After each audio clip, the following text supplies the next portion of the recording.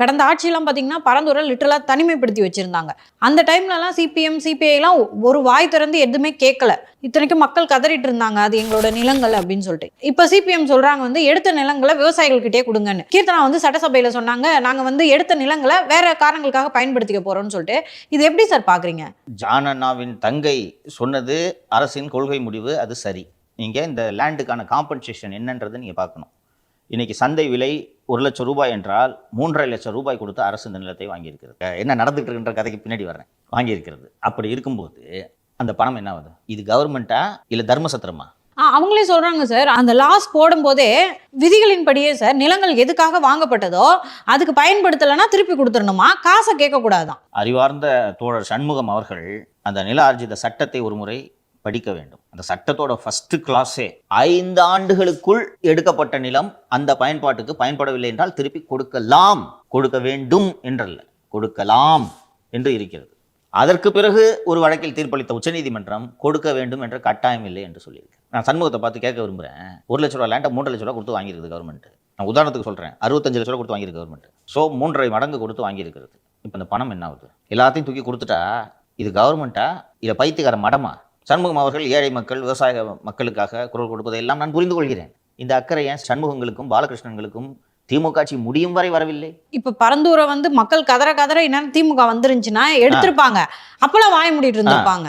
மாலதி, நாங்கள் 2-3 முறை போயிருக்கிறேன். உங்கள்கிட்ட நான் ஏற்கனவே பதிவு செய்திருக்கிறேன். தனி தீவு போல் இன்னொரு நாடு போல வைத்திருந்தார்கள். இன்னொரு நாட்டுக்கு எப்படி கடவுச்சீட்டும் விசாவோடும் நீங்கள் அங்கே செல்ல வேண்டுமோ அது போல ஓட்டர்ஸ் ஐடி ஆதார் எல்லாத்தையும் எழுதி என்ட்ரி போட்டு மைக்கில் கேட்டு இந்த வண்டியில் வந்திருக்காங்க சார், இந்த ரீசனுக்குன்னு சொல்கிறாங்க, விடலாமா வேணாமா? அப்படித்தான் உள்ளே விடுவார்கள். அன்னைக்கு ஏன் பாலகிருஷ்ணனும் சண்முகமும் போலங்க இருக்கிற பிரச்சனையை பேசலாம் சார். பிரச்சனையே இல்லாதத, மக்கள் கோரிக்கையே வைக்காதத நீங்க இப்ப எதுக்கு கேட்குறீங்க? இந்த அரசாவது சிபிஎம் சிபிஐ ஆதரவில் செயல்படுகிறது. திமுக ஆட்சி உங்களது ஆதரவில் செயல்படவில்லை. அப்போது மக்கள் பிரச்சனைகளை வெளிப்படையாக பேசுவதில் உங்களுக்கு என்ன தயக்கம்? 25 கோடி தடுத்ததா?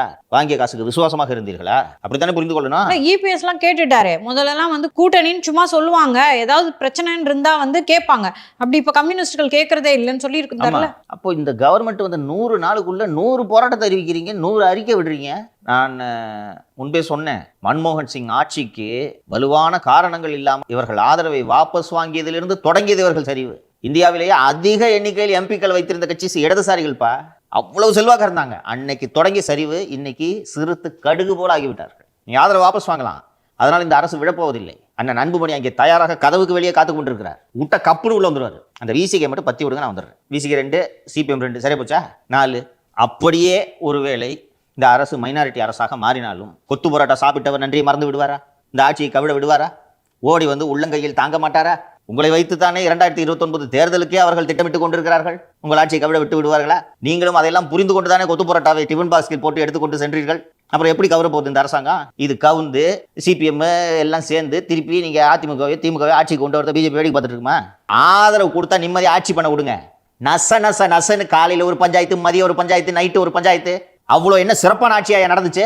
21 26 வரைக்கும் வாயில கொழுக்கட்டை வச்சுட்டு உட்காந்துருந்தீங்க. பரந்தூர் மக்கள் மேல வழக்குகள் இருக்கு, அதை திரும்ப பெறணும்னு கேட்டா கூட ஒரு லாஜிக் இருக்கு. இன்னைக்கு என்ன வந்து எங்களுடைய நிலங்களை திருப்பி தாருங்கன்னு சொல்லிட்டு விவசாயிகள் எல்லாம் போராட்டம் பண்ணிட்டு இருக்காங்களா? மாலதி, காலையில தான் ஒரு சுப்பிரமணிய கிட்ட பேசினேன். எல்லாம் பணத்தை வாங்கி கல்யாணம் பண்ணிட்டாங்க, வீடு கட்டிட்டாங்க. 1 ஏக்கர் லேண்டை வித்துட்டு 10 சென்ட் வாங்க முடியல. பக்கத்துல போய் ஏர்போர்ட் வருதுன்னு 50 கிலோமீட்டர் விளையாடிச்சான். அதை சொல்லிடுறேன்.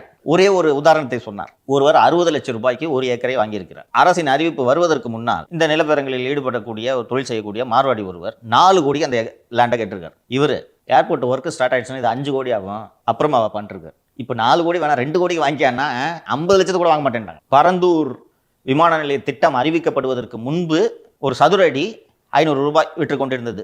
விமான நிலைய திட்டம் ரத்து செய்வதற்கு முன்பு ஒரு சதுர அடி 2500.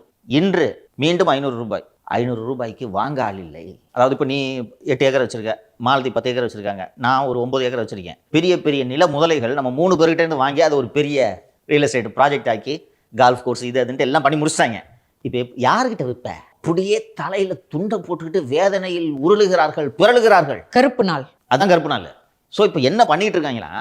திமுக சொம்புகள் அங்கே நிலம் வாங்கியிருக்கோம் அல்லவா, அவர்களிடம் போய் இந்த டிஆர்பி ராஜா குழுவினர், நாங்கள் ஏர்போர்ட்டுக்கு தான் நிலத்து கொடுத்தோம், நீங்கள் என்ன திடீர்னு ட்ராப் பண்ணுறீங்கன்னு நீங்கள் போராட்டம் பண்ணுங்கள்.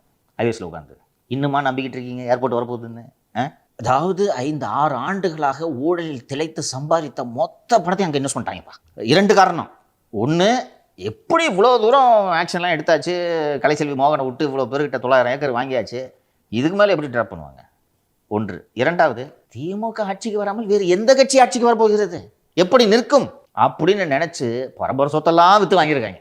இப்போது பரதேசிகளாய் தெரிந்து கொண்டிருக்கு. அதான் இது ஷேர் மார்க்கெட்ல பணம் போடுற மாதிரி தானே சார்? ஆல்மோஸ்ட் நான் ஏற்கனவே சொன்னது போல ஒரு பெரிய மாஸ்டர் ஸ்ட்ரோக்கை சாதாரணமாக விஜய் செய்து முடித்து விட்டார். அன்னபூர்ணின்ற திட்டத்துல வந்து 3 சிலிண்டர் இப்போ ஃப்ரீயா தராங்க, பஸ் ஃப்ரீயா விடுறாங்க.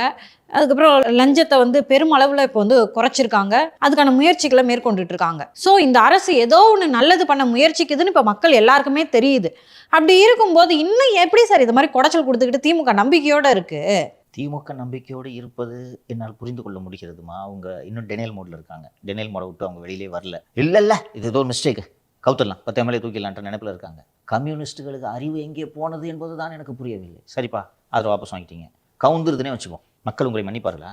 நாமளே கிட்டத்தட்ட ஒரு 2 மாதமாக சிலாகிச்சு பேசிக்கிட்டு இருக்கோம். சிலாகிச்சு இந்த விஜய் அரசை பாராட்டி நமக்கு அரசு பதவிகள் வாங்க வேண்டும் என்பதற்காக இல்லை, உள்ளபடியே மனதார இந்த மாற்றங்கள் மகிழ்ச்சியை தருகின்றன. இதுக்காக தானே இவ்வளோ கஷ்டப்பட்டு நம்ம மீடியா நடத்திட்டு இருக்கிறது. அப்போ அந்த மாற்றத்தை ஒருவர் செய்து காட்டுகிறார்.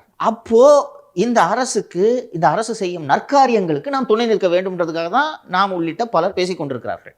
அப்போ நச்சுன்னு தினந்தோறும் தொல்லை கொடுத்துக்கிட்டு ஆதரவையும் வாபஸ் வாங்கிட்டு மக்கள் கொண்டாடும் இந்த ஆட்சிக்கு எதிராக செயல்பட்டு விட்டு நீங்கள் தேர்தலில் நின்றால் உங்கள் கதி என்ன என்ற யோசனை உங்களுக்கு ஏன் வரவில்லை? மக்களிடமிருந்து எவ்வளவு அந்நியப்பட்டு போயிருக்கிறார்கள் கம்யூனிஸ்டுகள் என்பது தெரிகிறதா? இதனால் தான் இவர்கள் அருகி சுருங்கி போய் கொண்டிருக்கிறார்கள். மாஸ்கோவில் மழை பெய்தால் மயிலாப்பூரில் குடைப்பிடிப்பார்கள் கம்யூனிஸ்டுகள் என்று சொன்னதன் காரணம் இதுதான். மாஸ்கோவில் மழை பெய்து இங்கே ஏன் கொடை பிடிக்கிற? அவர்கள் அதற்கு ஒரு தத்துவார்த்த விளக்கத்தை கொடுப்பார்கள். ஆனால் நமக்கு அதெல்லாம் புரியாது. யோ, அங்கே மழை பெய்ஞ்சா அங்கே போய் கொடை பிடியா, இன்னும் யாரும் அதுக்கு நீ பேசுறது? லெஃப்ட் சாலிடாரிட்டி அப்படிம்பாங்க, புரியாது. ஸோ மக்களை விட்டு விலகி தத்துவார்த்த விவாதங்களுக்குள் போய்த்தான் இவர்கள் நாசமாக போனார்கள். மீண்டும் நாசமாக போவதற்கான வேலைகளை செய்து கொண்டிருக்கிறார்கள். இவர்கள் நாசமாக போகட்டும் என்கிறேன். ஒரு ஆட்சி நடக்குது, நல்ல ஆட்சி நடக்குது. உங்க மாலதி சொன்னது மாதிரி முதல் முறையாக அரசு அலுவலகங்களில் லஞ்சம் குறைந்திருக்கிறது. இல்லாமல் போய்விட்டது என்று நான் சொல்ல மாட்டேன், குறைந்திருக்கிறது.